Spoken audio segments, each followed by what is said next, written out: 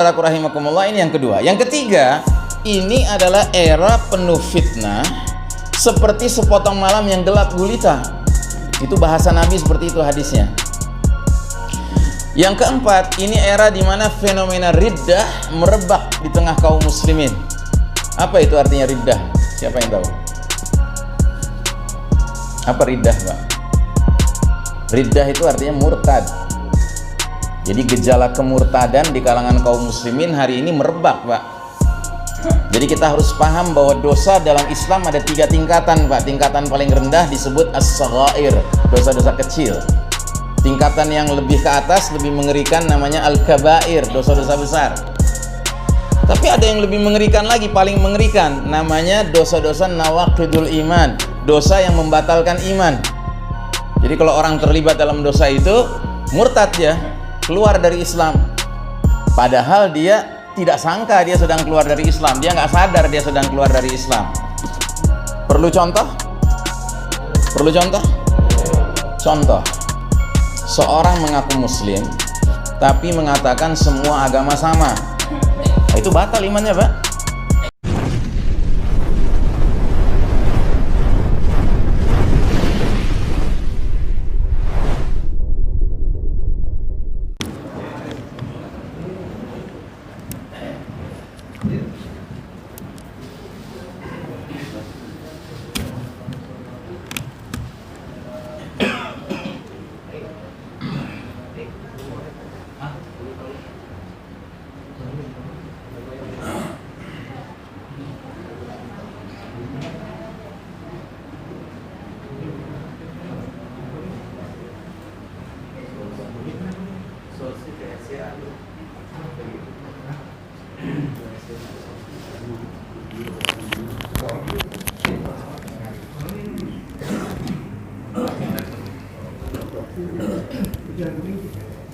Oh, yang kuning.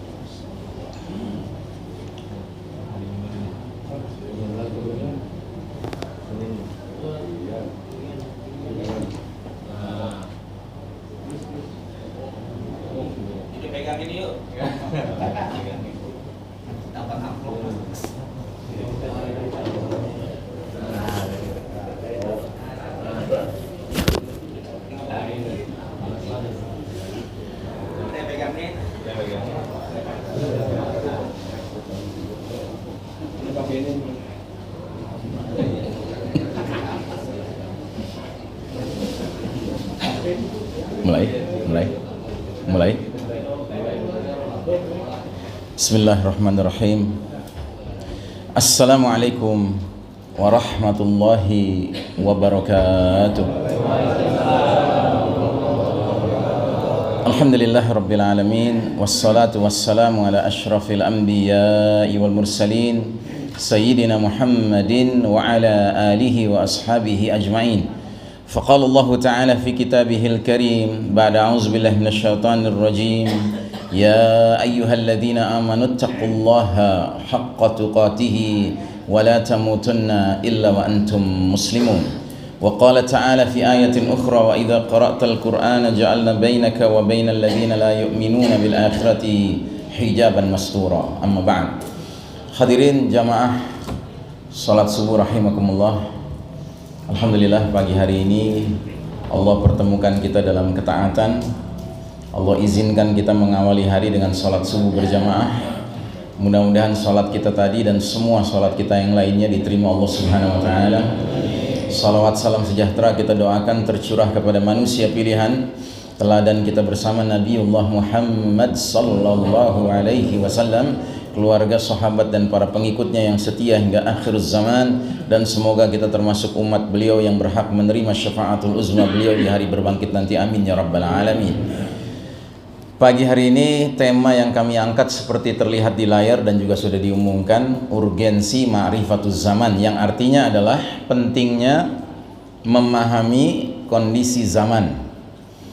Dan pembahasan ini kita ambil berdasarkan pesan-pesan Nabi kita yang masuk dalam kelompok hadis-hadis min alamatis sa'ah, di antara tanda-tanda sudah dekatnya hari kiamat. Jadi Nabi banyak menyampaikan pesan-pesan kepada para sahabat tentang hal-hal yang akan terjadi di masa depan, jauh di masa sesudah para sahabat wafat berlalu. Nah, jadi kita mengambil hadis-hadis tersebut untuk mempelajari kondisi kita sekarang. Dan kalau nanti kita dengarkan hadis-hadis itu, kita akan sadar betapa benarnya sabda-sabda Nabi. Ya. Dan pembahasan ini kalau kita kumpulkan, setidak-tidaknya ada 8 kondisi zaman yang kita hadapi sekarang ini. Namun sudah barang tentu tidak mungkin pagi hari ini kita selesaikan semuanya, ya. Karena kalau kita ngotot ingin menyelesaikan semua, bisa-bisa kita pulangnya besok nih, gitu. Atau kalau kita ingin selesai jam 6, bisa kita selesaikan semua, cuma pulang-pulang keluar asap dari kepala gitu, karena saya ngomongnya 10 kali lipat kecepatan yang mestinya saya bicarakan. Jadi kita orientasinya bukan materi ya, tapi kita orientasinya pemahaman ya. Jadi mohon maaf kalau nanti saya membahas dari 8 poin ini, mungkin cuma 1 poin yang saya bahas ya. Ada masalah? Nggak ada masalah ya. Karena kalau ada masalah saya repot juga ini gitu. Oh jangan Ustadz, semuanya dibahas itu, waduh repot ini, saya pulang besok nih gitu. Baik, nah Bapak dan Ibu rahimakumullah, berdasarkan beberapa hadis Nabi, kondisi zaman yang kita hadapi sekarang ini diantaranya adalah 1, ini babak paling kelam dalam sejarah umat Islam. Belum ada babak lebih kelam dari babak kita sekarang ini, Pak. Jadi kalau kita jujur, inilah babak di mana umat Islam babak belur ya. Ini realitas, Pak. Dan kita tidak menyesal, kita tidak ingin ngomel sama Allah Ta'ala, tidak boleh ya. Kita harus terima takdir ini, karena Allah sendiri sudah mengatakan dalam Al-Quran bahwa tabiat dunia memang demikian. Dunia itu bukan akhirat. Kalau akhirat segala sesuatu sifatnya baqa. Baqa artinya lestari, abadi, untuk selama-lamanya. Orang yang di akhirat senang akan senang terus, Pak. Dan mudah-mudahan kita masuk golongan itu. Tapi orang yang sedih di akhirat akan sedih terus. Tapi kalau dunia ini tempat sedih dan senang, sehat dan sakit, untung dan rugi, menang dan kalah, silih berganti, karena semua sifatnya sementara. Sampai ada lagunya kan, sedih sementara, bahagia sementara, miskin sementara, kaya pun sementara ya. Itulah dunia. Nah, kita sekarang sementara lagi di babak kelam. Tapi bukan berarti akan terus begini, Pak. Akan datang nanti babak di mana kembali cerah, kembali terang ya. Kita mengalami atau tidak nggak penting, nggak penting. Bukan syarat masuk surga bahwa kita di dunia harus mengalami keadaan terang benderang dulu gitu, atau kita berjaya dulu, kita menang dulu, bukan ya. Dunia ini bukan kunci untuk menentukan nasib di akhirat. Dalam pengertian orang senang di dunia pasti senang di akhirat, belum tentu ya. Orang sedih di dunia pasti sedih di akhirat, belum tentu gitu. Yang kedua, zaman ini adalah era di mana kaum muslimin mengekor kepada kaum Yahudi dan Nasrani alias peradaban barat. Jadi Allah Ta'ala menguji umat Islam hari ini dengan kekalahan di satu sisi, sementara kaum kafir barat, Eropa, Amerika, Yahudi, Nasrani malah Allah kasih kemenangan. Sepakat Bapak Ibu? Sepakat ya? Atau ada yang mau mengatakan, wah Ustadz salah, kita lagi menang sekarang, Yahudi Nasrani yang kalah, mereka ngekor sama kita. Ada yang berpendapat begitu? Kalau ada, saya sarankan wudhu deh. Jangan-jangan tadi sholat nggak pakai wudhu, mata masih belekan, nggak bisa ngebedain mana yang terang, mana yang gelap, mana yang cowok, mana yang cewek gitu. akhirnya jadi G. Nah, jadi saudaraku rahimakumullah, ini yang kedua. Yang ketiga, ini adalah era penuh fitnah seperti sepotong malam yang gelap gulita. Itu bahasa Nabi, seperti itu hadisnya. Yang keempat, ini era di mana fenomena riddah merebak di tengah kaum muslimin. Apa itu artinya riddah? Siapa yang tahu? Apa riddah, Pak? Riddah itu artinya murtad. Jadi gejala kemurtadan di kalangan kaum muslimin hari ini merebak, Pak. Jadi kita harus paham bahwa dosa dalam Islam ada 3 tingkatan, Pak. Tingkatan paling rendah disebut as-saghair, dosa-dosa kecil. Tingkatan yang lebih ke atas, lebih mengerikan, namanya al-kabair, dosa-dosa besar. Tapi ada yang lebih mengerikan lagi, paling mengerikan, namanya dosa-dosa nawaqidul iman, dosa yang membatalkan iman. Jadi kalau orang terlibat dalam dosa itu, murtad dia, keluar dari Islam. Padahal dia tidak sangka dia sedang keluar dari Islam, dia nggak sadar dia sedang keluar dari Islam. Perlu contoh? Perlu contoh? Contoh, seorang mengaku muslim tapi mengatakan semua agama sama. Nah, itu batal imannya, Pak. Semua agama baik, semua agama benar. Ini kalimat batil. Karena tidak kita temukan dalam Al-Quran maupun dalam hadis kalimat seperti ini, tidak ada. Yang ada adalah Allah berfirman, inna dina indallahil Islam. Sesungguhnya agama yang Allah ridhai di sisinya hanyalah Islam. Kalau Allah bilang hanya Islam, berarti ada yang lain enggak? Enggak ada yang lain. Atau dalam ayat lain lagi Allah berfirman, wa may yabtaghi ghairal islami dinan falan yuqbala minhu wa huwa fil akhirati minal khasirin. Ali Imran 85. Dan barang siapa mencari selain Islam sebagai agama, sekali-kali nggak akan diterima darinya, dan dia di akhirat akan tergolong orang yang merugi. Kurang jelas tuh ayat? Kurang jelas? Ya jelas kan? Kalau Allah mengatakan demikian, apa pantas kita punya pendapat lain? Oh, nggak mungkin lah, Allah cuma ridho sama Islam. Aneh punya tetangga sebelah kanan rumah aneh orang Kristen, baik banget mah aneh. Tiap masak mesti ngirim ke rumah. Sebelah kiri rumah aneh Muslim, jenggotan segini, anggota partai Islam, koruptor. Gitu. Kagak lah, agama mah baik semua, tergantung oknumnya. Nah, ada nggak orang ngomong begitu zaman sekarang? Ada kan? Batal itu iman. Bahkan ada satu ayat lagi bunyinya begini, Rubbama yawaddul ladzina kafaru law kanu muslimin. Surat Al-Hijr ayat 2. Apa artinya? Nanti di akhirat seringkali orang-orang kafir itu berandai-andai sewaktu di dunia jadi muslim. Ini ungkapan kegembiraan apa penyesalan? Penyesalan. Dan penyesalannya gara-gara apa? Salah milih agama.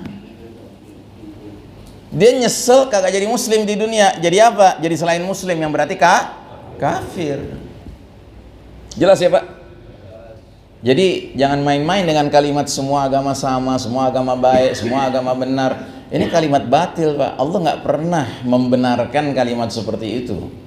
Ya.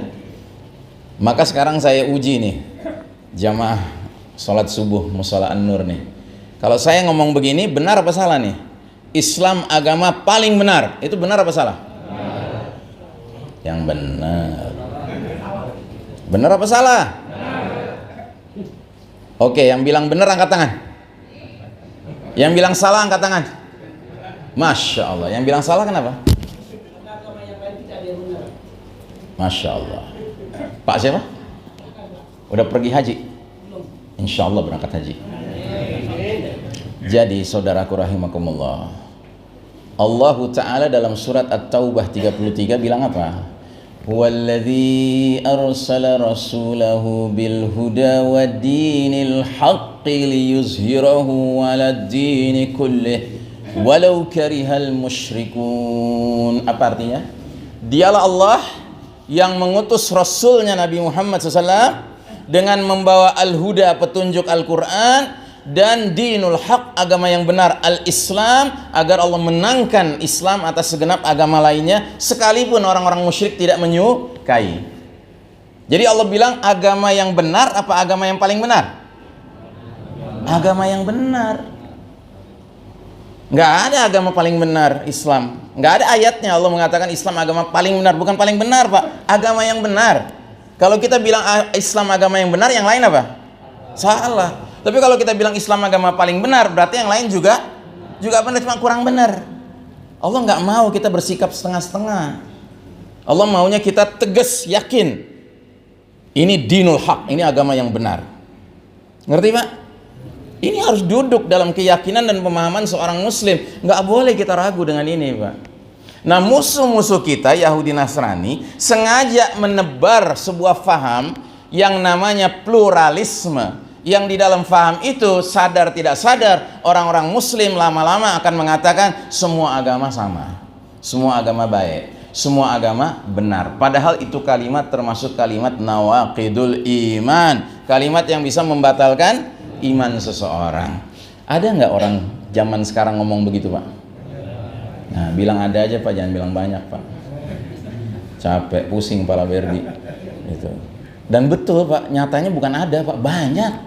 Gitu. Karena apa? Karena pendidikannya udah ngawur, Pak. Pendidikannya mengajarkan kita harus toleran dalam pengertian yang kebablasan. Kalau soal toleransi umat Islam nggak usah diajarin, udah ngerti kita. Kaedahnya apa? Lakum dinukum waliyadin, selesai. Ya, lana a'maluna walakum a'malukum, selesai. Tapi jangan coba-coba mempengaruhi kita supaya kita berubah akidah kita, berubah keimanan kita, nggak ada cerita, Pak. Nah, cuman begini. Setelah kita meyakini Islam satu-satunya yang hak, yang benar, yang lain batil, kita jalan di tengah-tengah umat manusia yang beraneka ragam agama dan kepercayaan ini. Tidak boleh membusungkan dada, Pak. Nggak boleh merasa benar sendiri. Kenapa? Karena yang Allah katakan benar, sempurna, itu agama Islam. Kita ini agama Islam bukan? Kita bukan agama Islam, Pak. Kita Muslim.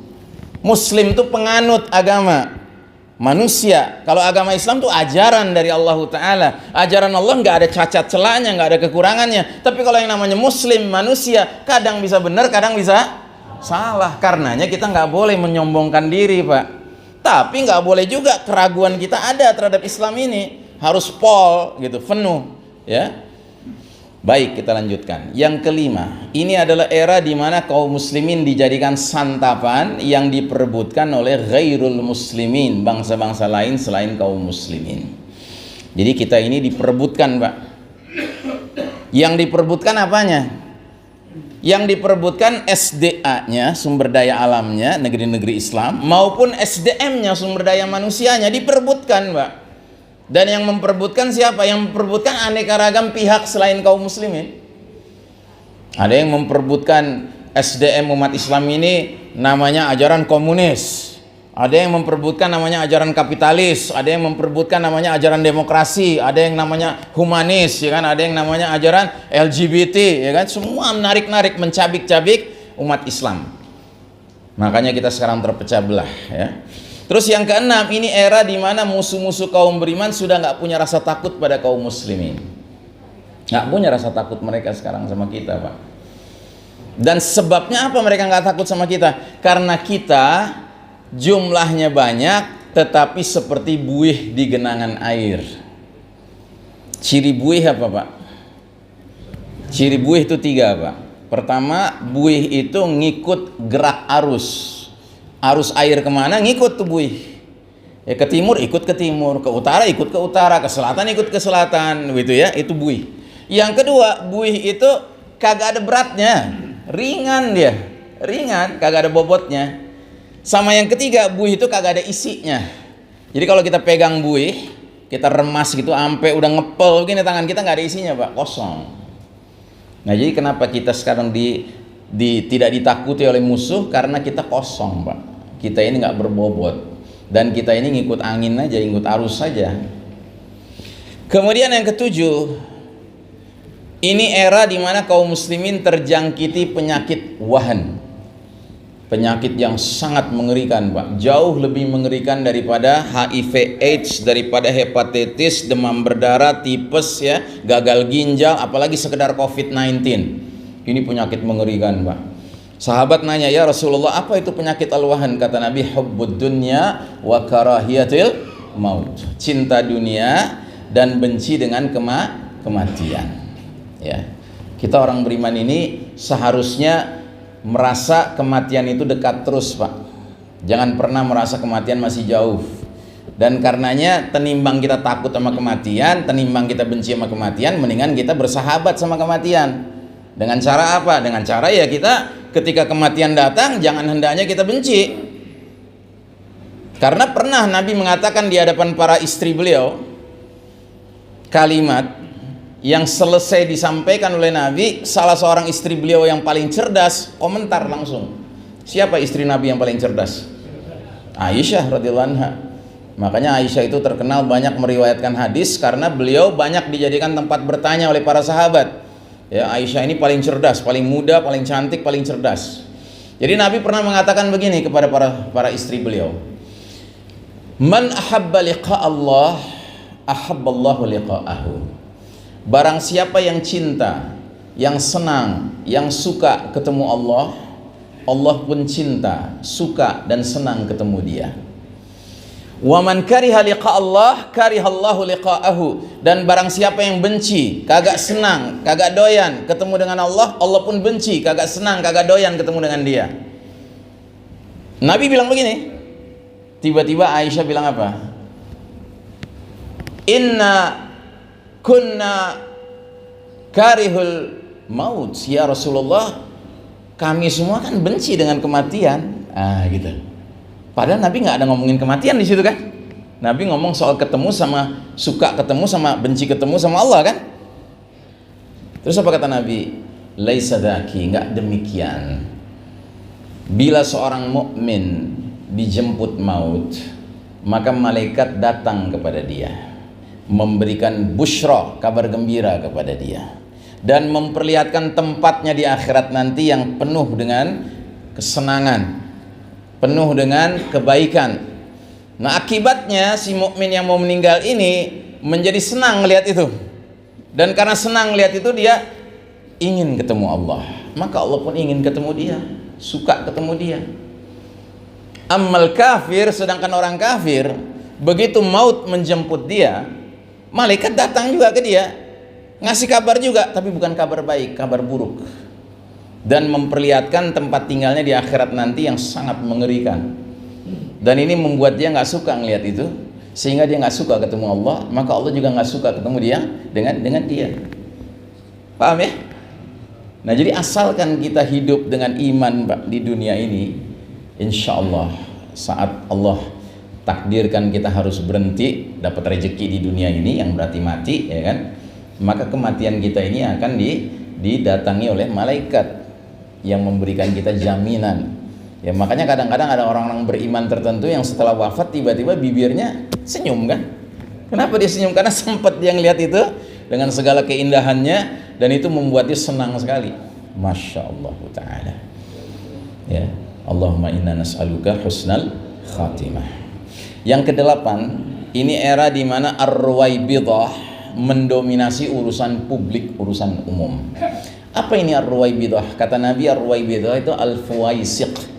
Al-fuwaisiq itu artinya orang bodoh, orang fasik. Jadi yang mimpin orang fasik, orang bodoh, bukan orang cerdas, bukan orang berilmu, Pak. Nah, ini setidak-tidaknya 8 poin yang menggambarkan era kita sekarang, Pak. Dan saya mohon maaf, saya pilih saja, Pak, 1 dari 8 ini untuk pagi hari ini dan jatuhnya pada nomor 3. Saya akan membahas era penuh fitnah seperti sepotong malam yang gelap gulita berdasarkan hadis Nabi yang berbunyi sebagai berikut. Qala an-nabiy sallallahu alaihi wasallam, badiru bil a'mali fitanan ka qita'il lailil muslim.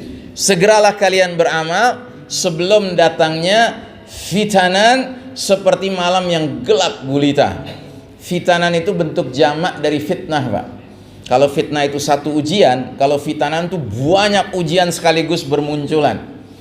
Jadi Nabi peringatkan para sahabat bahwa suatu ketika di akhir zaman nanti akan datang suatu zaman di mana fitnah itu sedemikian banyaknya melanda dunia, sampai-sampai dunia seperti malam yang gelap gulita, Pak.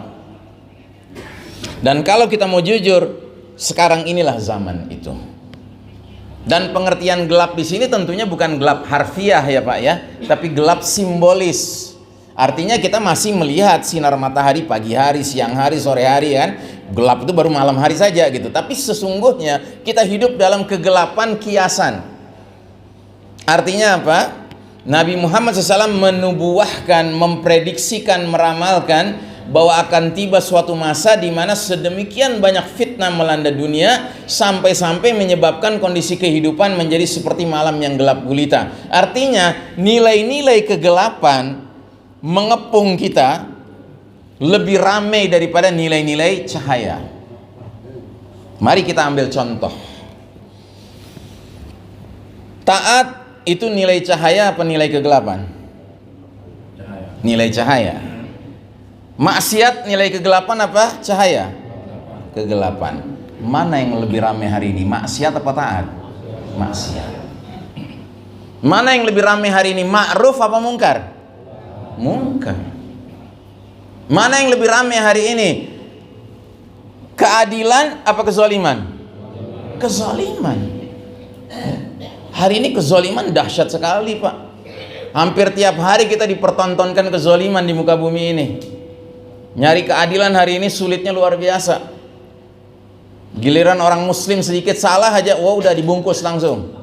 Ya. Sementara orang-orang kafir, orang-orang munafik mengolok-olok agama Allah, dilaporin kagak diapa-apain. Padahal yang namanya mengolok-olok agama itu kelas dosanya Pak sama dengan kelas dosa mengucapkan semua agama sama. Yang berarti dosa pembatal iman. Hati-hati Pak. Istihza'u biddin kata para ulama, mengolok-olok agama itu dosanya bukan dosa kecil, bukan dosa besar, tapi dosa pembatal iman. Ayatnya bagaimana? Ayatnya surat At-Taubah ayat 65. 66 Allah mengatakan Kul abillahi wa ayatihi wa rusulihi tastahzi'un kuntum tastahzi'un. Apakah dengan Allah, dengan ayat-ayat Allah, dengan Rasul Allah kalian senantiasa berolok-olok, bermain-main ya, menghina ya. Terus di ayat berikutnya apa kata Allah? La ta'tadiru, enggak usah minta maaf. Qad kafartum ba'da imanikum, sungguh kalian sudah kafir setelah tadinya beriman, gara-gara mengolok-olok agama. Jadi mengolok-olok agama bukan dosa kecil Pak, dosa yang menyebabkan orang yang tadinya masih beriman jadi batal iman, jadi kafir, murtad begitu.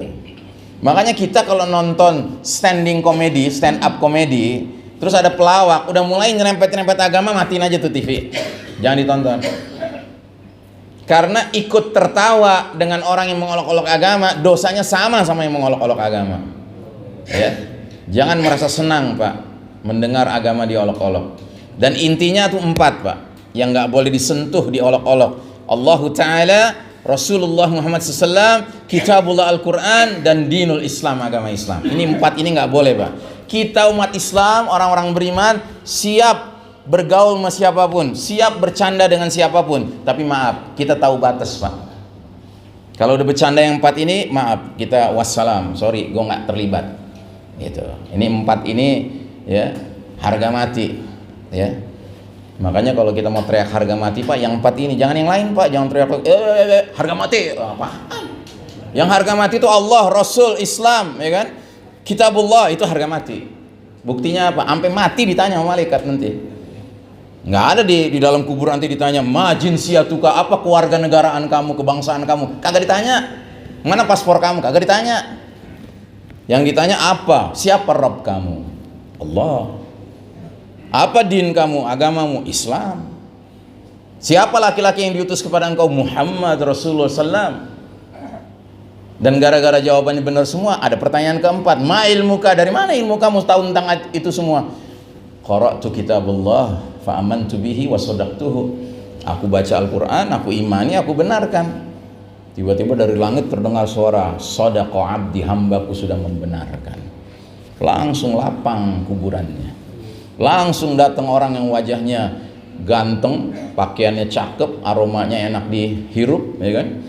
Terus memberi kabar gembira, "Absyir, gembiralah kamu dengan hari yang dijanjikan untukmu ini." Dia nanya, "Man anta, siapa kamu? Sepertinya kamu datang dengan kebaikan." "Ana amaluka salih, aku amal salehmu yang akan mendampingimu sampai datangnya hari kiamat." Ya Pak.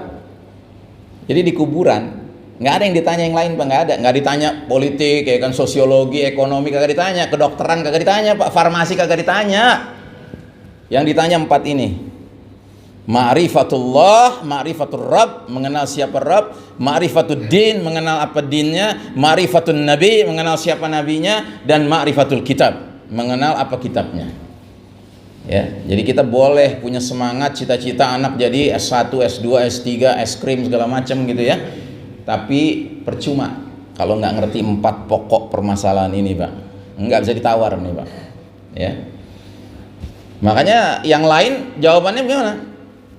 Yang kagak ada imannya, "Man rabbuka?" Siapa Rabb kamu, kata malaikat. Dia jawabnya apa? La adri, aku nggak tahu. Masa kagak tahu siapa Rabbnya? Padahal waktu di dunia dia pede banget, dia bilang Rabbnya matahari, ada Rabbnya bulan, ada yang bilang Rabbnya salib, ya kan? Yakin banget dia. Tapi di situ memang jawab bukan lisan Pak, yang jawab hati. Ditanya lagi, "Madinuka, apa agama kamu?" La adri, gue kagak tahu. Padahal di dunia dia pede bener. Dia bilang agamanya Hindu, Buddha, ya kan, Kristen, ya kan. Ada yang bilang komunis, ya kan. Gua agamanya liberalis, ya, macam-macam. Di situ kagak bisa jawab, nggak tahu. Yang jawab bukan lisan, yang jawab hati. Dan hati tidak bisa memungkiri bahwa yang benar itu cuma satu, Islam. Semua orang di muka bumi ini tahu Pak, Islam itu yang benar. Cuma banyak yang ketutup udah hatinya. Karena salah gaul, karena salah pembinaan. Ditanya lagi, "Ma hadzal rajulul ladzi bu'itsa fikum?" Siapa laki-laki yang diutus kepada engkau? La adri, aku nggak tahu. Kata orang sih dia teroris, kata orang dia doyan perempuan, kata orang sih dia begini begitu, yang jelek-jelek tentang nabi kita yang dia sebut.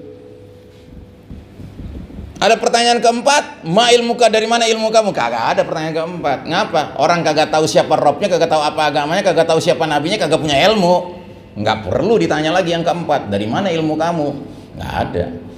Langsung dari langit terdengar suara apa? "Kadzaba abdi, hambaku sudah mendustakan."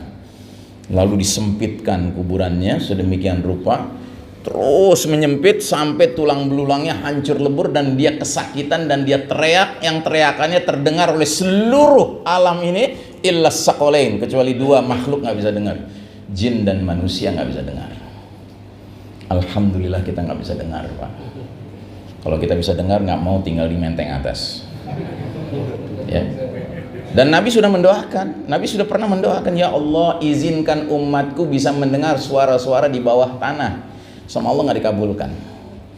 Akhirnya Nabi bilang, karena jangan sampai ada seorang mukmin nggak mau ngurus jenazah saudaranya. Kalau kita bisa dengar suara di bawah tanah, kagak ada yang mau masuk liang lahat nganterin jenazah saudaranya.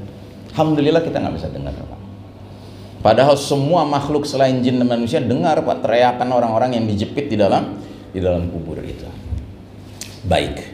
Nah, jadi saudaraku rahimakumullah, sebelumnya kita sudah lihat betapa pentingnya seorang muslim paham kondisi zaman yang sedang dijalaninya, dan saat ini kita sedang berada di babak paling gelap sepanjang sejarah umat Islam. Inilah masa di mana badai fitnah menyelimuti kehidupan umat manusia. Ya, inilah babak di mana Allah Ta'ala menguji umat Islam dengan kekalahan, sedangkan kaum kafir Yahudi Nasrani, peradaban Barat, Eropa, Amerika diizinkan Allah memimpin dunia. Ingat Pak, izin Allah sama ridha Allah tuh beda. Kita orang Indonesia kadang-kadang karena nggak ngerti bahasa Arab kirain izin Allah sama ridha Allah tuh sama Pak. Nggak sama Pak, nggak sama. Ya, cuma banyak kita yang nggak bisa ngebedain, sehingga begitu jadi nih, wah capres yang gue dukung jadi, berarti Allah redha sama dia. Paling lo peang gitu. Jadi Allah izin, ridho nanti dulu, lihat dulu kiprahnya bagaimana. Negakin Quran Sunnah kagak? Kalau negakin Quran Sunnah ya Allah ridho, kalau kagak dicampakkan Quran dan Sunnah, maaf, Biar kata 1 juta, 2 juta, 250 juta, 300 juta orang bilang dia orang baik, orang lurus, orang lempeng ya kan. Maaf, di mata kita orang beriman yang ngerti ya kan, bengkok dia. Bengkok dia. Ya Pak. Nah sekarang Allah izinkan Yahudi Nasrani mimpin dunia. Apa itu berarti Allah ridho sama Yahudi Nasrani? Kagak ridho. Karenanya Nabi pernah mengatakan 15 abad yang lalu, la tattabi'unna sunanal ladzina min qablikum shibran bi shibrin wa dhira'an bi dhira'in hatta law dakhalu fi juhri dabbin lattaba'tumuhum. Sungguh kalian umat Islam nanti di akhir zaman akan mengikuti kebiasaan, tata cara hidup, gaya hidup, lifestyle, way of life, jalan hidup orang-orang sebelum kalian, sejengkal demi sejengkal, sehasta demi sehasta, sehingga sekiranya mereka yang diikuti itu masuk lubang kadal, kalian bakal terus aja ngekor sama mereka. Terus sahabat nanya, ya Rasulullah, al-Yahuda wan Nasara, ya Rasulullah, apa yang kau maksud bakal diikuti umat Islam di akhir zaman nanti adalah kaum Yahudi Nasrani? Kata Nabi, faman, siapa lagi kalau bukan mereka? Dan tahu Pak, waktu Nabi sampaikan ini di hadapan para sahabat tuh cengok Pak, bengong, kaget, bingung, heran. Kenapa? Karena para sahabat nggak pernah mengalami Yahudi Nasrani mimpin mereka, nggak pernah mengalami itu. Dan jangan salah kalau kita belajar sejarah perjuangan Nabi di Madinah, ada nggak orang-orang Yahudi? Ada. Di Madinah ada nggak orang Nasrani? Ada. Di Madinah ada nggak orang musyrik? Ada. Cuman mereka tidak bisa tidak harus hormat dan akhirnya tunduk sama Nabi Muhammad SAW. Karena Nabi dan para sahabat dahulu tidak seperti kita. Kita sekarang kan kayak buih di atas air, kagak bebobot, kagak ada isinya dan ngikutin arus sana kemari. Nah mereka enggak. Para sahabat itu dipimpin sama Nabi, berbobot semuanya, ada isinya semuanya, dan mereka semua arahnya jelas, ke satu arah saja, kiblat, menuju Allah Ta'ala. Sementara hari ini kita kan ada yang kesono, ada yang kesono, ada yang kesono, ya kan, kagak keruan gitu kan, ya. Nah, jadi saudaraku rahimakumullah, rupanya para sahabat dulu bingung, kok bisa nanti umat Islam ngekor sama Yahudi Nasrani. Tapi hari ini kalau kita mau jujur, nyari muslim ke barat-baratan, ke Yahudi-Yahudian, ke Nasrani-Nasranian sulit apa gampang? Gampang. Dan hati-hati Pak, saking gampangnya kalau Anda lagi sisiran di depan cermin, jangan-jangan dia termasuk. Gitu. Saking hebatnya penetrasi pengaruh dari upaya Yahudi Nasrani menyesatkan umat manusia, termasuk umat Islam. Nah, jadi era yang kita jalani sekarang ini Pak, memang lagi zamannya Allah takdirkan umat Islam kalah Pak. Ini harus kita pahami. Allah punya skenario, Allah punya apa istilahnya, jalan cerita kehidupan di dunia ini. Dan ternyata skenarionya hari ini kita sedang di bawah Pak posisinya, di bawah garis merah ini. Kalau umat Islam lagi di atas garis merah, berarti umat Islam lagi berjaya. Tapi ketika umat Islam di bawah garis merah, berarti umat Islam lagi kalah. Nah kita lagi kalah sekarang. Dan jangan salah Pak, kita kalah ini belum lama Pak, belum lama kita kalah. Kita baru kalah sejak tahun 1342 Hijriah alias 102 tahun yang lalu Pak. Pakai kalender Hijriah. Kalau pakai kalender Masehi 1924, sekarang 2022, 98 tahun yang lalu Pak, kita kalah. Allah nyatakan, cukup umat Islam mimpin, sekarang aku kasih kepada Barat, Eropa, Amerika, Yahudi Nasrani, ya, dalam rangka Allah menguji gimana umat Islam. Dan kita berjaya Pak, nggak sebentar Pak. Kita mimpin umat manusia Pak, umat Islam ini nggak setahun, 2 tahun, 10 tahun, 20 tahun, 100 tahun, 200 tahun, enggak Pak, 1342 tahun Pak kita mimpin dunia. Makanya nggak pantas kalau kita punya mentalitas pengekor, nggak pantas Pak. Kita ini pantasnya jadi mentalitas pemimpin Pak, karena kita sudah punya pengalaman mimpin 1342 tahun Pak. Cuma karena begitu kita kalah, Yahudi Nasrani mimpin dunia ini, wow. Dan Allah izinkan mereka menguasai sains, teknologi, ya kan, telekomunikasi, internet dan lain sebagainya, ya kan. Mereka gunakan semua itu untuk menyesatkan manusia. Cuman dalam tempo 1 abad lebih sedikit, banyak di antara kita yang akhirnya ngekor sama mereka, kayak lupa dengan sejarah. Padahal sejarah kita ini sejarah kejayaan Pak, ya. Di zaman dulu kita berjaya Pak, nggak ada ceritanya harus pakai paspor Pak, pindah dari satu negeri Islam ke negeri Islam, nggak ada ceritanya Pak. Paspornya apa? 2 kalimat syahadat. Nah ini saudara, ya kan? Imam Bukhari itu dari mana? Dari Bukhara. Bukhara itu di mana? Di Asia Tengah, Pak. Jauh, Pak, dari Mekah Madinah. Tapi Imam Bukhari dalam rangka memeriksa satu hadis saja itu keliling ke Suriah, ke Lebanon, ke Palestina, ke Mesir, ya kan? Keliling, Pak. Tapi nggak ada tuh di negeri-negeri itu ditanyain nama yang penghuninya, ahli tempatnya, ya kan? Imam Bukhari dari mana? Paspor? Nggak ada ditanya. Cukup dia dengar azan, dia datang ke masjid, oh ini saudara kita. Tapi hari ini, Pak, boro-boro lewatin perbatasan, Pak, masuk mal aja pakai syarat, naik kereta aja pakai syarat, naik pesawat aja pakai syarat. Syaratnya apa? Micin. Tahu micin? Ya kan? Kan parah, Pak. Sejak kapan micin jadi syarat? Gitu. Tapi hari ini kita dipaksa, Pak. Ya makanya Nabi bilang fase keempat, fase kita sekarang ini adalah fase siapa? Fase mulkan jabriyah, penguasa-penguasa yang doyan memaksakan kehendak. Maka kalau kita ngerti skenario ini, Pak, kita nggak kaget gitu ngadepin zaman ini. Oh emang udah zamannya. Kita yang salah ngarepin pemimpinnya ngerti gitu loh, toleran gitu ya, sayang sama umat, rahmah sama umat, adil sama umat. Ya kita yang salah jadwal loh. Gitu. Jadwalnya lagi siapa? Lagi mulkan jabriyah dari penguasa-penguasa yang memaksain kehendak. Kehendak siapa? Kehendak entah siapa, setan. Bukan kehendak Allah dan Rasulnya yang pasti. Gitu. Jelas ya, Pak?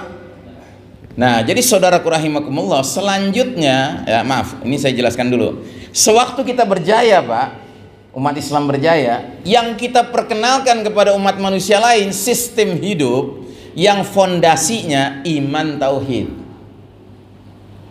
Karena yang berjaya orang-orang beriman. Nah begitu kita kalah, lalu kaum kafir yang naik ke atas panggung kepemimpinan dunia ini, kira-kira tuh kafir Yahudi Nasrani mau nggak meneruskan sistem iman tauhid ini? Mau nggak mereka teruskan? Ya kagak mau. Kata anak Betawi apa? Beriman kagak, bertauhid kagak. Mana mungkin mereka mau nerusin sistem iman tauhidnya nggak? Berarti yang mereka terusin, yang mereka bikin apa? Sistem apa? Sistem kafir syirik, Pak. Jadi istilahnya selanjutnya kaum kafir Yahudi ini, Nasrani ini merancang, membangun, mengokohkan tegaknya sistem kafir syirik yang mereka kasih nama, Pak. Namanya apa? Namanya pakai bahasa Latin, Pak. Novus Ordo Seclorum. Yang kalau pakai bahasa Inggris namanya New World Order. Terjemahannya tatanan dunia baru. Nah, kalau kata Ahmad Thompson, penulis Muslim berkebangsaan Inggris, istilahnya tatanan dunia baru kagak lain kagak bukan adalah apa? Sistem Dajjal. Jadi sistem dunia hari ini adalah sistem yang dibangun oleh antek-antek Dajjal, Pak, dalam rangka menyambut pemimpin mereka. Siapa pemimpin mereka? Dajjal. Jadi tatanan dunia yang sejatinya dipersiapkan untuk gelar karpet merah nyambut hadirnya juru selamat mereka, Dajjal. Dan kita umat Islam didorong untuk ikut mendukung sistem ini, ya. Yang berarti diajak turut menyambut hadirnya fitnah paling dahsyat, Dajjal. Fitnah paling dahsyat sepanjang sejarah Bani Adam. Bayangkan fitnah yang paling dahsyat kita disuruh ikut nyambut, Pak. Ya. Mestinya kita apain tuh fitnah paling dahsyat? Kita perangi Dajjal itu. Malah kita disuruh nyambut. Dajjal belum keluar sekarang, Pak, tapi sistem hidup dunianya hari ini sudah sistem yang memang dibuat sedemikian rupa kalau Dajjal nongol langsung jadi rajanya, jadi pemimpin tertingginya. Nah, jadi sistem kafir syirik yang kita hadapi sekarang ini hakikatnya adalah sistem Dajjal. Terus ini simbol lembaga internasional yang katanya ngumpul lah di situ berbagai bangsa dunia, berdiri sama tinggi, duduk sama rendah, yang disebut PBB, United Nations. Ya, ini kan simbol PBB nih, Pak. Ini simbol depan layar, Pak. Tapi simbol sesungguhnya yang mana? Ini simbol sesungguhnya. Nggak terlalu jelas ya kelihatannya. Nih saya perjelas. Ini simbol sesungguhnya, Pak. Ini simbol sesungguhnya, Pak. Dan simbol ini sengaja ditaruh di lembaran uang kertas ini. Ini uang kertas apa nih, Pak? Dolar Amerika ya. Kalau duit cepet banget kita tahu ya, ngerti gitu, kenal kita, ya kan? Cuma pahami, Pak, Ini gambar ini cuman ada di uang pecahan $1 Amerika. $5, $10, $20, $50, $100, kagak ada gambar ini, Pak. Kenapa mereka pilih di $1? Karena $1 tuh murah, 15.000 perak.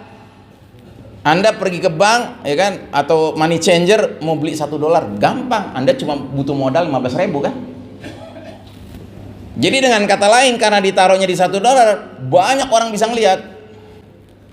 Karena modalnya 15.000 doang. Nah ini di sini ada tulisan The Great Seal. Apa artinya The Great Seal? Seal itu artinya materai, stempel.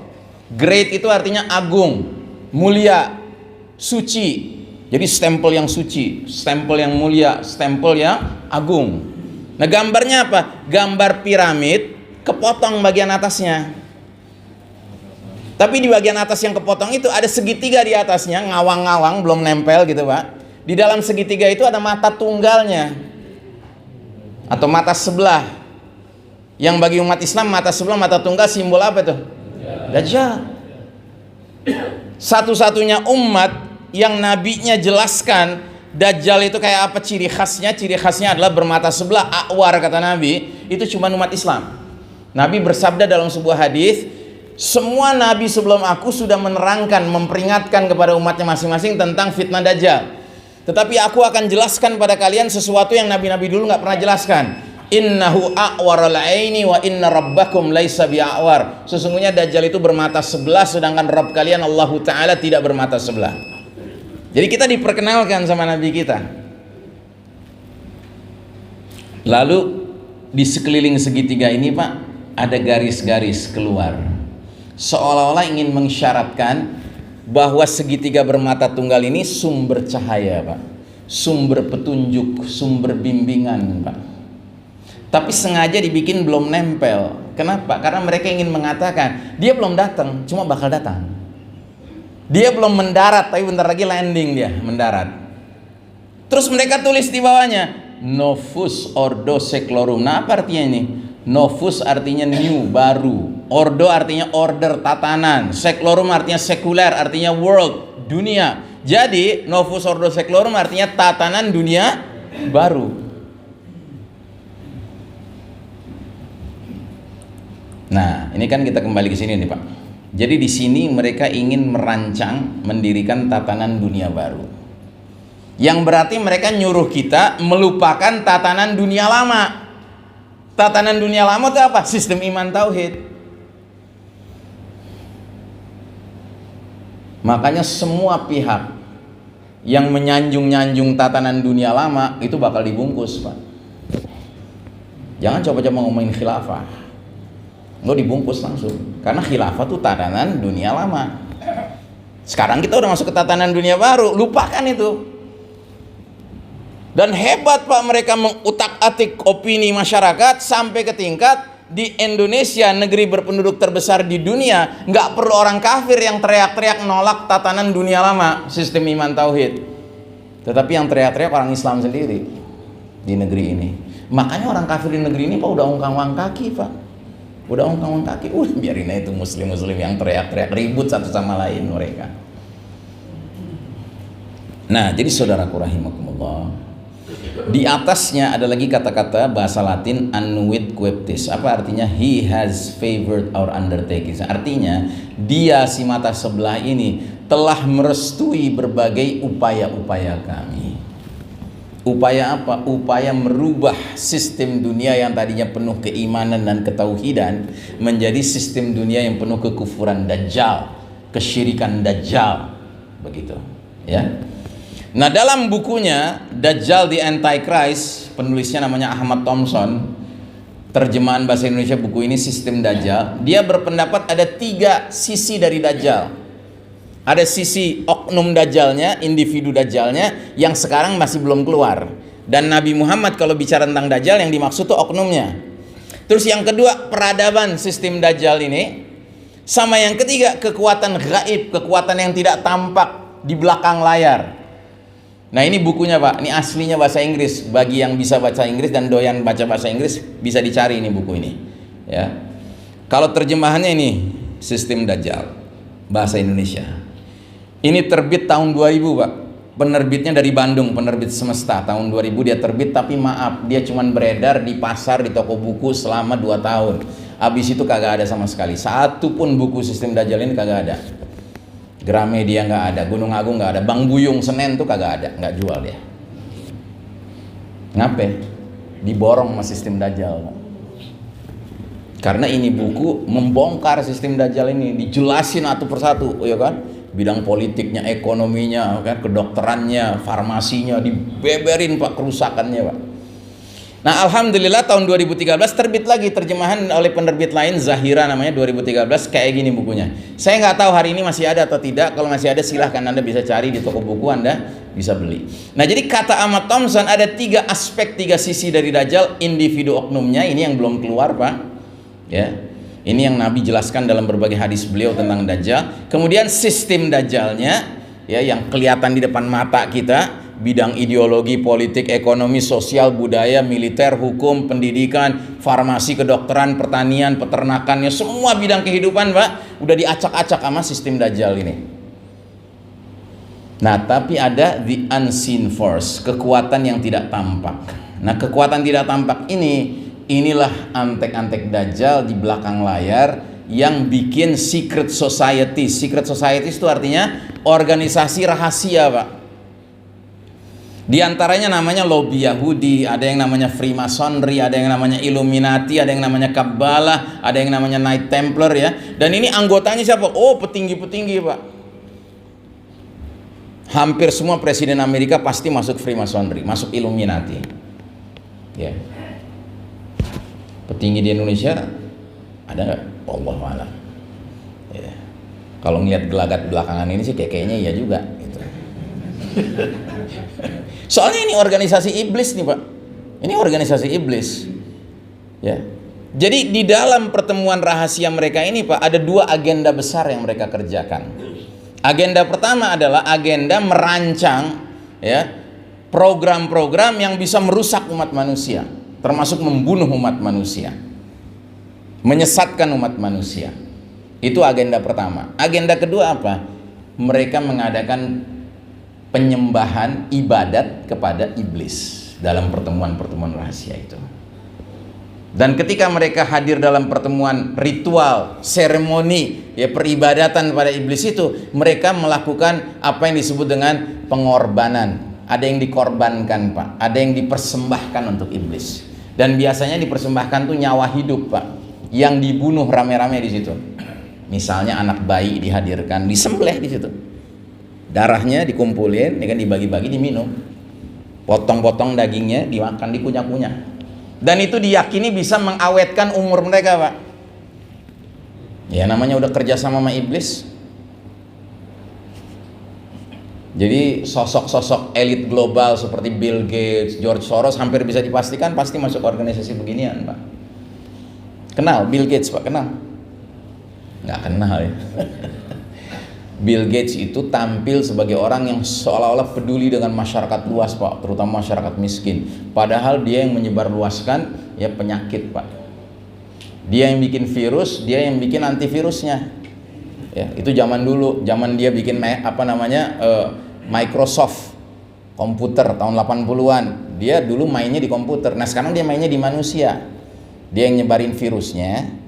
Kemudian dia yang jamin ada antivirusnya. Gitu. Terus yang kagak ngerti, oh ya cari antivirusnya, ikut ngantri rame-rame gitu. Padahal katanya waktu lagi rame-ramenya virus itu nggak boleh ngumpul rame-rame. Giliran antivirusnya, oh rame-rame, bondong-bondong gitu, kagak apa-apa. Di mana akal sehat nih? Ya. Micin Pak, micin. Gitu. Nah jadi saudaraku rahimakumullah, termasuk sosok George Soros, tahu George Soros? Bill Gates, George Soros, Yahudi Pak, mereka Yahudi. Dan mereka itu kategori crazy rich istilahnya. Kayaknya kaya yang gila-gilaan Pak, kaya raya, luar biasa. Dan mereka ini sudah nggak bisa dikatakan sebagai warga negara tertentu, bukan. Mereka udah jadi warga dunia Pak. Warga dunia, global citizen. Mereka pergi ke negeri manapun, lolos, bablas saja. Termasuk dia datang ke Bali kemarin di sini kan, Bill Gates. Nah, George Soros itu juga kaya raya luar biasa, dan dia kerjaannya apa? Kerjaannya mainin negara-negara ya kan dengan duitnya. Dia gelontorin duit banyak, dia suruh demo besar-besaran di Hong Kong, berpekan-pekan kacau negeri Hong Kong. Itu kerjaan dia, Pak. Yahudi. Saya pernah jalan-jalan di Gramedia, lihat ada buku judulnya Autobiografi George Soros. Jadi tentang dirinya, riwayat hidupnya dia tulis sendiri. Bukunya tebal segini, Pak. Gambar depannya wajahnya George Soros, Yahudi tengik tuh. Ya. Saya baca depannya, kata pengantarnya. Nah, ada bagian saya ingat bener tuh, sampai bahasa Inggrisnya saya ingat. When I was a little child, I did not believe in God. Ketika saya dulu masih kecil, masih anak-anak, saya nggak percaya adanya Tuhan, katanya. But when I became a teenager, I believe there is God. Tapi begitu saya jadi remaja, saya percaya ada Tuhan. And God is me, katanya. Dan Tuhan itu saya. Itu Yahudi, Pak. Emang Yahudi itu paling doyan, Pak, nantangin Allah. Paling doyan mereka. Nah, sekarang yang mimpin dunia Yahudi, Pak. Makanya kelakuan mereka merasa diri mereka God, Tuhan. Mereka boleh berbuat apa aja di muka bumi sekarang ini. Ya. Makanya kalau kita nurut aja sama mereka, ya maaf kata, Pak, kita udah menghamba kepada selain Allah Ta'ala. Yang dosanya kelasnya apa? Batal iman, riddah, na'udzubillah min dzalik. Nah, jadi tatanan dunia baru disebut sistem Dajjal karena punya karakter seperti Dajjal. Dajjalnya belum nongol, tapi karakter tatanan kehidupannya itu udah kayak Dajjal. Nabi Muhammad SAW bersabda, bila mana Dajjal nanti keluar, dia akan mengumumkan dirinya sebagai Rabb, sebagai Tuhan. Ya, Dajjal nanti kalau keluar, dia akan datang ke semua negeri, semua kampung, dia bilang apa? Ana Rabbukum, aku Rabb kalian. Persis kayak ucapan siapa? Firaun, ya. Cuma kalau Firaun ada tambahan embel-embel belakangnya, ana rabbukumul a'la, aku Rabb kalian yang maha tinggi. Dan dulu Firaun cuma punya kekuasaan, Pak. Kalau Dajjal nanti bukan hanya itu, tapi dia punya ilmu sihir yang canggih atas izin Allah. Dengan satu telunjuk dia tunjuk ke langit, ya sama amtir, hai langit turunkan hujan, turun hujan, Pak, dengan izin Allah. Dia tunjuk ke bumi, dia bilang, hai tanah, keluarkan tumbuh-tumbuhanmu, keluar tumbuh-tumbuhannya atas izin Allah Ta'ala tentunya. Nah, jadi mereka yang membenarkan Dajjal sebagai Rabb akan dikasih surga sama Dajjal. Mereka yang mengingkari Dajjal sebagai Rabb, orang-orang beriman. Jadi nanti kalau ada Dajjal nongol di suatu wilayah, ada orang-orang berimannya, Dajjal bilang ana rabbukum, orang beriman akan jawab, Rabbunallah, Rabb kami Allah, anta al-masihud Dajjal, kamu ini sang penipu Dajjal. Nah, Dajjal marah sama orang-orang beriman ini karena mengingkari dia sebagai Rabb. Dikasih neraka sama Dajjal, dikasih kesulitan hidup sama Dajjal.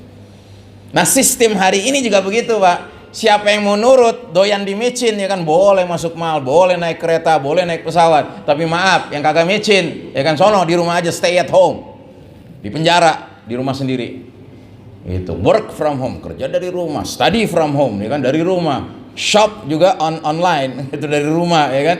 Yang anehnya, micin kagak boleh online. Itu yang aneh. Micin kudu datang sendiri, ayo rapet-rapet, rame-rame, ya kan, antri, itu doyan lagi. Itu yang aneh, lebih aneh lagi. Kenapa giliran belajar mesti dari rumah, giliran kerja mesti dari rumah, belanja juga dari rumah, giliran micin, Pak, datang sendiri. Itu yang aneh, Pak. Mestinya kan micin juga boleh online dong, ya kan? Iya. Itu. Nah, jadi saudaraku rahimakumullah, dalam sebuah hadis Nabi pernah mengatakan, para sahabat suatu ketika menyebut-nyebut di dekat Rasulullah SAW tentang Dajjal. Nabi mendengar mereka berbincang soal Dajjal, langsung Nabi bersabda, sungguh fitnah sebagian kalian lebih aku khawatirkan dari fitnahnya Dajjal. Dan tidaklah ada seseorang yang selamat dari rangkaian fitnah itu, melainkan dia pasti selamat pula menghadapi fitnah berikutnya. Dan tidak ada fitnah yang dibuat sejak dunia ini, sejak adanya dunia ini, baik fitnah yang kecil maupun yang besar, kecuali dalam rangka menjemput datangnya fitnah Dajjal. Jadi dengan kata lain, Bapak dan Ibu rahimakumullah, tabiat fitnah itu kayak gunung, Pak, makin lama makin nanjak. Yang berarti makin ringan makin berat. Makin berat, Pak.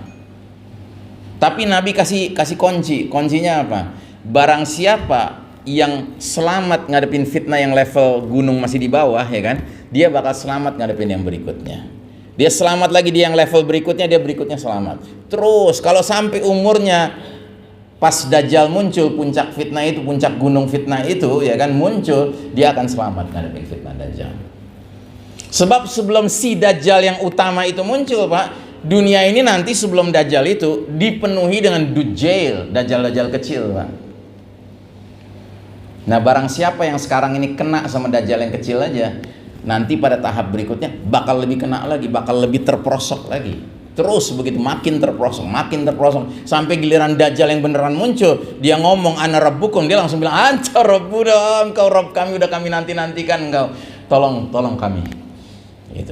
Jadi bergantung sama Dajjal, bukan bergantung sama Allah Ta'ala, ya. Nah, yang terakhir, Allah kemudian sudah menerangkan dalam sebuah ayat yang sesungguhnya termasuk wirid pagi sorenya orang beriman, Pak. Surat Al-Baqarah 257. Di dalam ayat ini Allah jelaskan manusia cuma terbagi dua, Pak. Nggak ada jenis ketiga, keempat, kelima, nggak ada. Cuma dua. Alladzina amanu dan alladzina kafaru. Nggak ada jenis ketiga, keempat, kelima. Ya. Munafik di mana? Ya di sebelah kiri. Alladzina kafaru.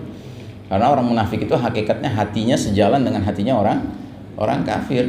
Wa minan nasi may yaqulu amanna billahi wa bil yaumil akhir wa ma hum bimu'minin, kata Allah dalam surat Al-Baqarah ayat 8. Di antara manusia ada yang ngaku-ngaku aku beriman pada Allah, beriman pada hari akhir, padahal mereka bukan orang beriman, kata Allah. Ini munafik. Berarti hatinya sama kayak orang kafir, kan, nggak beriman sama Allah dan hari akhir. Nah, jadi kata Allah, Allahu waliyul ladzina amanu yukhrijuhum minaz zulumati ilan nur. Allah walinya orang-orang beriman. Allah keluarkan mereka dari kegelapan kekafiran kepada cahaya iman. Kan tadi sudah kita bahas, Pak, kita sekarang hidup dalam kegelapan, kan? Kiri kanan depan belakang kegelapan, nilai-nilai maksiat lebih ramai dari taat, mungkar lebih ramai dari ma'ruf, kezaliman lebih ramai dari keadilan, dan seterusnya. Nah, kalau kita menjadikan Allah sebagai wali, kita keluar, Pak, dari kegelapan ini menuju cahaya. Sekalipun sekeliling kita gelap, ya, tapi syaratnya jadikan Allah sebagai wali. Wali itu artinya apa? Pemimpin, pelindung, penolong. Jangan cari pemimpin lain, pelindung lain, penolong lain selain Allah. Anda perlu pelindung, Allah. Anda ingin cari kepedulian dari pihak tertentu, Allah yang paling peduli. Jadi jangan cari pelindung, ya kan?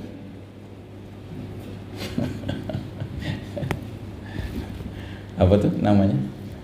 Peduli lindung. Yang paling peduli itu Allah, yang paling melindungi itu Allah, bukan yang lain. Apalagi sekedar peduli lindung. Gitu. Ngerti ya, Pak? Nah, sebaliknya orang kafir, wali-wali mereka siapa? Walladzina kafaru awliya'uhumut taghut. Orang kafir tuh wali mereka tuh taghut. Taghut tuh apa? Syaitan. Dan siapapun yang loyal setia pada syaitan itu taghut. Nah, yang menarik, Pak, ketika menyebutkan Allah sebagai wali menggunakan kata wali. Sedangkan ketika menyebutkan orang kafir walinya taghut pakai kata aulia. Apa bedanya? Wali itu satu, tunggal. Kalau aulia itu banyak wali, Pak. Banyak pelindung, banyak pemimpin, banyak penolong. Tapi kalau Allah tuh ahad, cuma satu. Tapi kalau orang kafir menjadikan taghut sebagai wali, Pak, setan sebagai wali, setan tuh banyak. Ada taghut ukuran S small, ada taghut ukuran M medium, ada taghut ukuran L large, ada taghut ukuran XL, double XL, triple XL. Ada taghut level desa, taghut level kota, taghut level kabupaten, ya, level provinsi, level negara, level dunia. Nah, jadi orang kafir itu wali mereka taghut, setan, ya. Akibatnya apa menjadikan taghut sebagai wali? Keluarlah mereka dari cahaya menuju kegelapan, kekafiran. Gitu. Nah, yang mimpin dunia sekarang walinya taghut. Yahudi Nasrani ini walinya taghut, Pak. Terus kita mengharapkan lewat mereka kita bisa menuju jalan kebaikan dan kebenaran, mustahil, Pak. Ya. Dan Allah mengancam mereka, ulaika ashabun narihum fiha khalidun. Mereka itulah penghuni neraka, mereka kekal di dalamnya. Kok jadi penghuni neraka? Karena walinya setan. Sedangkan setan sudah berbulat tekad menjadikan hamba-hamba Allah nantinya masuk ke mereka ke dalam neraka bareng. Inna syaitana lakum aduwwun fattakhiduhu aduwwa, kata Allah. Sesungguhnya syaitan bagi kalian tuh musuh, maka perlakukan syaitan sebagai musuh. Innama yad'u hizbahu liyakunu min ashabis sa'ir. Sesungguhnya syaitan hanya mengajak kelompoknya, rombongannya, konco-konconya, partainya agar menjadi penghuni neraka bersama mereka. Nah, kalau kita jadikan Allah sebagai wali, kita kemana? Ke jannah. Karena Allah ngajak kita ke Darussalam, ke negeri kesejahteraan, yaitu jannah. Tapi kalau kita menjadikan setan sebagai wali, Pak, cepat atau lambat ya api ujung-ujungnya gitu. Nah, jalannya gimana, Pak, menjadikan Allah sebagai wali? Jalannya ini dia, surat Ibrahim ayat pertama. Alif lam ra, kitabun anzalnahu ilaika litukhrijan nasa minaz zulumati ilan nur biizni rabbihim ila siratil azizil hamid. Alif lam ra, Al-Quran ini adalah kitab yang kami turunkan kepada engkau Muhammad sallallahu alaihi wasallam agar kamu keluarkan manusia dari gelap gulita kepada cahaya terang benderang dengan izin Rabb mereka Allah Ta'ala menuju jalan yang maha perkasa lagi maha terpuji. Dulu waktu Nabi diutus di tengah-tengah kota Mekah ya, itu jazirah Arab pun tenggelam dalam zulumat, dalam kegelapan, Pak. Zulumatil jahiliyah, kegelapan jahiliyah, syirik di mana-mana. Terus turunlah ayat demi ayat. Nabi dan para sahabat memperjuangkan ayat-ayat itu. Akhirnya jazirah Arab berubah, tadinya dalam gelap gulita jadi dalam terang benderang. Nah, kita pun demikian, Pak. Sekarang kita hidup di era gelap gulita, Pak. Caranya gimana supaya kita rubah jadi cahaya? Caranya adalah masing-masing kita di rumah, di keluarga masing-masing hidupkan Al-Quran, Pak. Hidupkan Al-Quran. Dan kalau saya katakan hidupkan, jangan berhenti pada tilawah saja, jangan berhenti pada menghafalkannya saja, tetapi yang sangat amat penting adalah kewajiban tadabbur, memahami isi Al-Quran, Pak. Gitu. Makanya saya anjurkan semua kita tolong perintahkan anak istri masing-masing dan mulai memerintahkan dari diri sendiri agar setidak-tidaknya pernah sekali aja membaca terjemahan Al-Quran dari awal Al-Fatihah sampai An-Nas. Karena Al-Quran bukan bahasa kita, bahasa Arab. Kita nggak ngerti bahasa Arab. Saat kita tilawah emang langsung ngerti yang kita baca? Kan enggak. Maka jembatan pertamanya untuk tadabbur Al-Quran adalah membaca terjemahnya. Kalau kita udah rajin baca terjemahannya, Pak, lama-lama kita penasaran, oh ada kata ini dalam Al-Quran, apa nih artinya? Nanti kita ingin lebih dalam lagi. Nah, lebih dalamnya caranya gimana? Baca tafsir. Alhamdulillah, kitab tafsir sekarang sudah banyak juga terjemahan bahasa Indonesia kan? Jadi tolong hentikan julukan orang awam. Ustadz, saya orang awam. Jangan terus ngakunya orang awam mulu gitu, ya kan? Ya, pensiun jadi orang awam, Pak. Dan jembatan paling pertama untuk jadi orang yang gak awam adalah apa? Akrab dengan kitabullah, dengan Al-Quranul Karim ya. Di dalam Al-Quran gak ada ancaman orang gak tilawah, gak ada ancaman orang gak menghafal, tapi ancaman gak tadabur itu ada. Catat surat Muhammad ayat 24. Kata Allah, afala yatadabbarunal Qur'ana am ala qulubin aqfaluha. Apakah mereka enggak tadabbur Al-Quran, berusaha memahami isi Al-Quran, ataukah hati mereka sudah terkunci? Makanya ada, Pak, orang tilawanya Masya Allah, hafalannya lumayan banyak, tapi kalau dikasih nasihat ngeyel, Pak. Ada nggak orang begitu? Ada. Kenapa? Dia sangka kewajibannya cukup tilawah, cukup ngafalin, padahal nggak ada kewajiban yang sangat amat penting, yaitu tadabbur, memahami isi Al-Quran. Dan jembatan paling pertama apa? Baca terjemahannya, Pak. Akrabkan diri kita, kepala kita, akal kita, pikiran kita dengan makna Al-Quran itu. Nanti pelan-pelan kita akan menyadari, oh, cahaya mulai bersinar di dalam hati kita, dalam pikiran kita, dalam rumah kita, dalam keluarga kita, insyaallah ta'ala. Nah, Bapak dan Ibu rahimakumullah, saya cukupkan hari ini sampai sekian. Ini sudah jauh lewat syuruk ini ya. Dan sebelum saya tutup, bagi Bapak dan Ibu yang doyan belajar ya kan, saya anjurkan baca buku-buku ini, Pak. Ini satu, ada buku Ensiklopedia Akhir Zaman karya ulama dari Palestina, Dr. Muhammad Al-Mubayyad ya. Untuk memesannya Anda bisa kontak ke nomor WA SMS ini. Ada juga buku Negeri-Negeri Akhir Zaman. Ini isinya hadis-hadis Nabi tentang negeri-negeri yang disebut sama Nabi 15 abad yang lalu, yang nanti menyangkut kejadian-kejadian di akhir zaman. Misalnya disebut tentang Syam, tentang Yaman, tentang Khurasan, tentang Irak ya. Ini negeri-negeri akhir zaman, Pak. Kemudian ada kumpulan hadis 400 hadis tentang akhir zaman. Dan sudah terpilih hadis-hadis yang nggak ada yang lemah, nggak ada yang palsu. Ini hadisnya minimal hasan, maksimal sahih. Terus ada misteri Dajjal akhir zaman dan ada kita berada di akhir zaman. Nah, buku-buku ini menurut saya kalau Anda baca, pelan-pelan Anda akan memiliki wawasan ilmu tentang akhir zaman yang memang sangat penting hari ini, Pak. Karena kita banyak yang tidak sadar bahwa kita sudah berada di akhir zaman, Pak. Jadwal keluarnya Dajjal kayaknya udah deket nih, Pak. Makanya kita harus siap-siap dengan cara kita berilmu, ya, berpengetahuan tentang hal-hal seperti ini, ya. Saya kira demikian, lebih kurangnya saya mohon maaf. Ya, mudah-mudahan Allah Ta'ala menjadikan majelis kita ini majelis yang Allah berkahi. Mudah-mudahan malaikat tadi ikut hadir bersama kita mendoakan ampunan dan rahmat Allah untuk hamba-hambanya yang menuntut dan mengajarkan ilmu karena Allah semata. Dan mudah-mudahan Allah jadikan ilmu kita bermanfaat dunia dan akhirat. Wassallallahu ala nabiyyina Muhammadin wa ala alihi wa sahbihi ajma'in. Walhamdulillahi rabbil alamin. Wassalamualaikum warahmatullahi wabarakatuh.